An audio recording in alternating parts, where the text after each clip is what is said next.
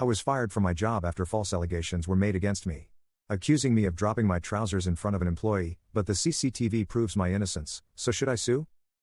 I held a management position at a company. I asked a non-management employee of the opposite sex to step into another room to discuss her performance away from other employees.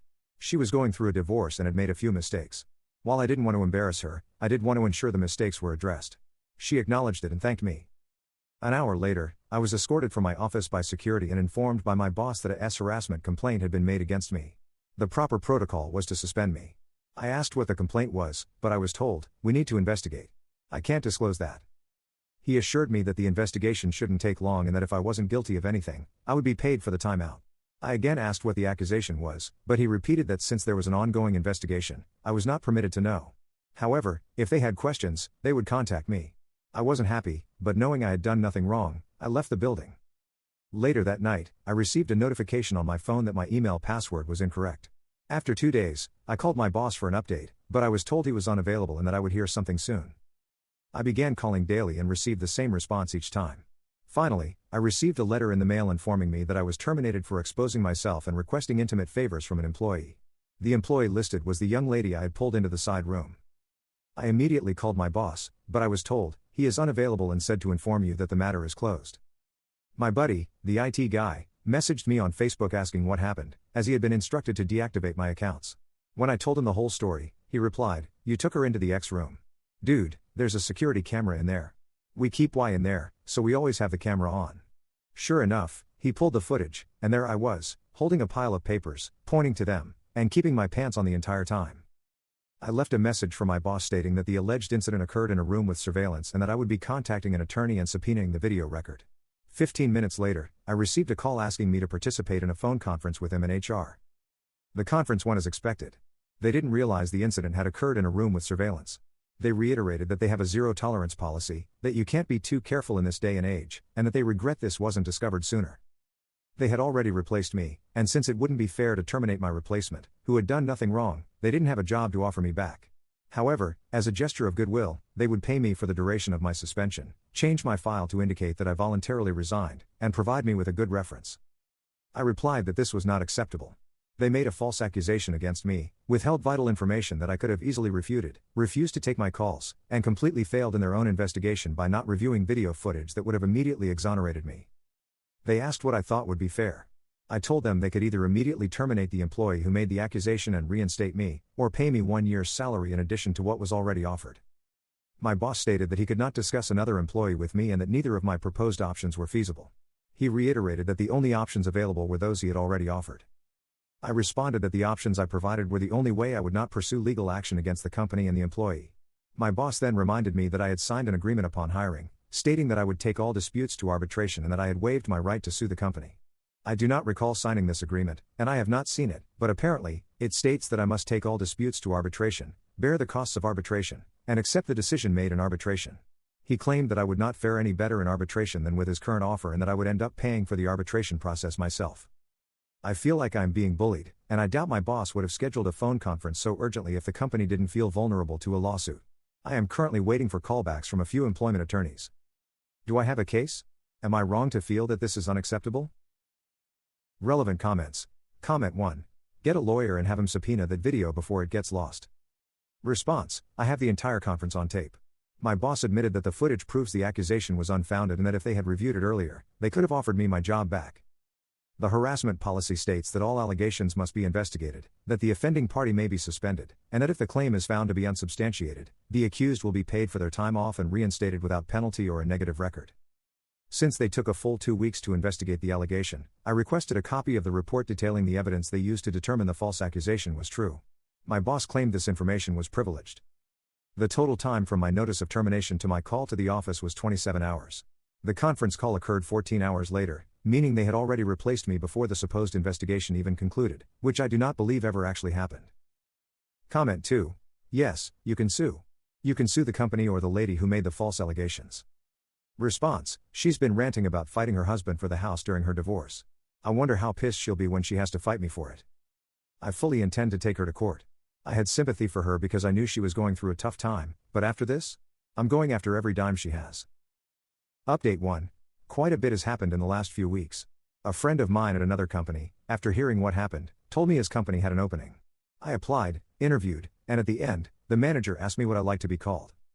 2 days later, I got a call saying they had chosen another candidate. My friend admitted to me that he had gotten some flack for recommending me. Apparently, HR had worked with an employee from my former company and reached out to ask about me. The employee responded, he got fired for inappropriate workplace conduct to a subordinate. I think he's actually being charged criminally. I'm literally crying as I type this. It's a nightmare that won't end. Long story short, I lost my composure, called up my old company, and my boss refused to get on the phone with me. I had an attorney draft a letter of demand and send it off. This led to another scheduled phone conference. Once again, they regret that an employee provided a reference outside of the prescribed channels.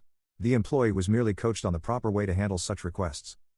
My attorney informed them that, in addition to wrongful termination, we would be adding defamation to our complaint against them. They insist that they have not broken any laws and cannot control the actions of an individual employee who went against company policy. So, we're at an impasse.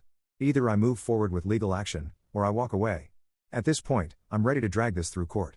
I tried to take the high road and move on, but they keep regretting everything they've done to me without actually taking any action to fix it. Oh, I almost forgot, just a few days after my last post, they sent me a packet of papers. It contained standard non-disclosure notifications, COBRA information, and a blank copy of the arbitration agreement for me to sign. Why a blank one, you ask? Well, it seems somebody messed up. They weren't making employees sign it when I was hired, and HR never bothered to have me sign it while I worked there. Of course, I have signed nothing they sent me, including that agreement. I considered allowing arbitration if they agreed to cover the costs and I had approval over the arbitrator, but my attorney strongly advised against it. I wish I had better news to report. Things aren't as hopeless as they first seemed, but they're not easily fixable either. As for the employee who made the accusation, I know you're eager to hear, but at this point, I can't comment on what's happening there. Thanks for all the advice and support so far. I promise to update when everything is resolved, or sooner, if I can. Update 2. Everything has been resolved. I've been wanting to give you all an update, but I had to wait until my lawyer gave me the okay to talk about it. Let's start from the beginning. I pulled one of my direct reports, Deborah, into another room to discuss a few mistakes she had made, but I did not discipline her further. After this, she went to Joyce, one of the managers above me, though not in my direct chain of command. She was equal to my boss in terms of reporting structure. When Joyce heard that I had taken Deborah into another room without witnesses, she told her that it was unprofessional. Apparently, Joyce's exact words were, you could accuse him of being inappropriate with you, and I would have no choice but to believe you. She repeated this multiple times, placing a strong emphasis on no choice.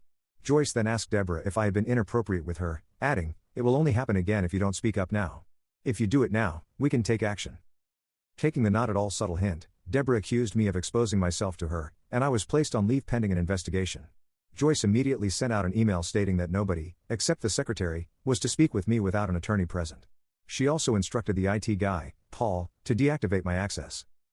By the end of the day, James, my boss, had received a resume from Terry, an employee in Joyce's department, applying for my job. She was hired. Paul and I talked. He provided me with video footage proving my innocence. The company continued to stonewall me and refused to communicate. When they finally did, they attempted to push me into arbitration and retroactively sign an arbitration agreement. I cut my losses, took another job, and was ready to move on. Then Sandy, an employee in Joyce's department, broke protocol, spoke to HR at my new company, and told them I had at a subordinate, costing me the job. So that brings us up to date. My attorney and I launched a civil suit against both the company and Deborah. I bet you're wondering how I know all of this. Well, good old Joyce had promised to protect Deborah if she came forward. Unfortunately, that only extended to her job. So when Deborah was named individually in the lawsuit, corporate informed her they would not be providing her with an attorney. After realizing that she would have to put her house up as collateral for legal fees, Deborah was more than willing to throw Joyce under the bus. Joyce had gone to Paul, the IT guy, who was one of her reports, and gave him a list of footage to be procedurally wiped as part of an archive clear-out. Paul pointed out that the footage involving me was on that list and was part of an ongoing investigation. Joyce told him it was no longer needed and to wipe it. Paul refused, citing that it would still be requested if the lawsuit moved forward. Joyce then told him to pack his things, he was being terminated for insubordination. Paul called the company attorney and informed her of what had just happened. The aftermath. Several things happened at once, so I'll try to keep this in order. Deborah's attorney contacted mine, stating that if I agreed to drop the suit against her, she would admit that she had lied and explain what happened behind the scenes. Dana, the company attorney, got a call from my attorney with details from Deborah, shortly after she had finished talking with Paul about him being fired for refusing to destroy evidence. Deborah and Joyce were terminated for cause that day. Paul was told his job was safe. My attorney received a call making it clear that the company did not want this to go any further and wanted to discuss a settlement. I won't go into all the details, but here's what I can share. I was offered my job back with a very fair salary increase. I received full back pay from the date of my suspension. A public apology was issued from the very top of the company. Terry, who had replaced me, is now working in Joyce's old position. She's incredibly cool about everything and was horrified when she learned what had happened. James and I are on good terms now. He personally apologized for not standing up for me. This will likely be my final update. There's still some ongoing legal action, but I can't discuss that yet. Thank you all for your support and encouragement. You guys rock.